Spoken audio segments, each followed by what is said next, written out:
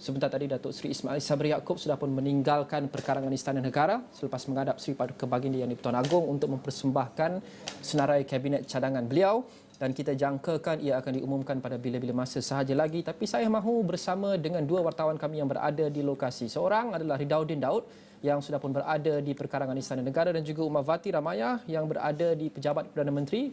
Kalau mereka ada di sana, Din ada di sana?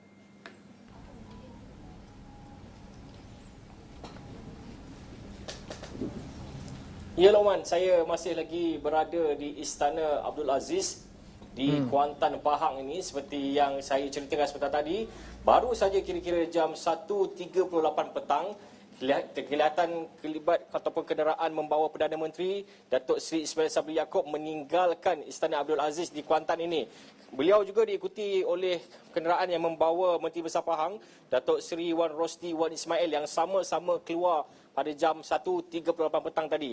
Jadi ia sebenarnya menyimpulkan pertemuan yang sebenarnya bermula kira-kira 3 jam sebelum itu, kerana Datuk Seri Ismail Sabri masuk ke dalam Istana Abdul Aziz pada jam 10.53 pagi dan kemudian disusuli kira-kira 45 minit selepas itu melibatkan Menteri Besar Pahang pula pada jam 11.25 pagi. Jadi pertemuan selama 3 jam itu dikabarkan adalah bagi mempersembahkan cadangan nama atau barisan kabinet yang untuk diperkenankan oleh Baginda Seri Paduka Baginda Yang di-Pertuan Agong. Jadi sudah pasti apabila selesai pertemuan tersebut, pastinya kita sekarang menantikan apakah langkah dan tindakan seterusnya. Kerana biasanya kalau dilihat pada riak wajah Datuk Seri Ismail Sabri sebentar tadi, beliau sempat melambaikan tangan kepada media.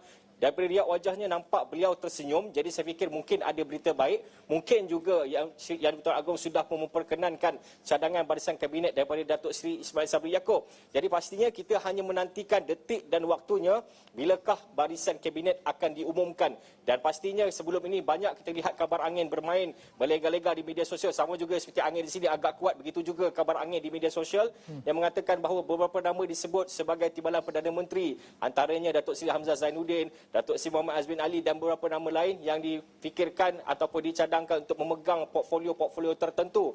Jadi sudah pasti semuanya sehingga kini masihlah kita sifatkan sebagai kabar angin dan boleh kita sifatkan sebagai berita palsu, kerana selagi belum ada kenyataan konkret ataupun kenyataan sahih daripada Perdana Menteri sendiri, kita anggap segalanya adalah palsu dan pastinya kita menunggu detik dan waktunya bilakah kabinet ini akan diumumkan. Kerana yang penting adalah selepas itu apakah yang perlu dilakukan, apakah yang perlu diberikan tumpuan, kerana pastinya 3 perkara seperti yang saya sebut sebentar tadi, 3 perkara perlu diberi perhatian khusus. Pertamanya rakyat, kedua COVID-19, ketiga ekonomi, Lokman.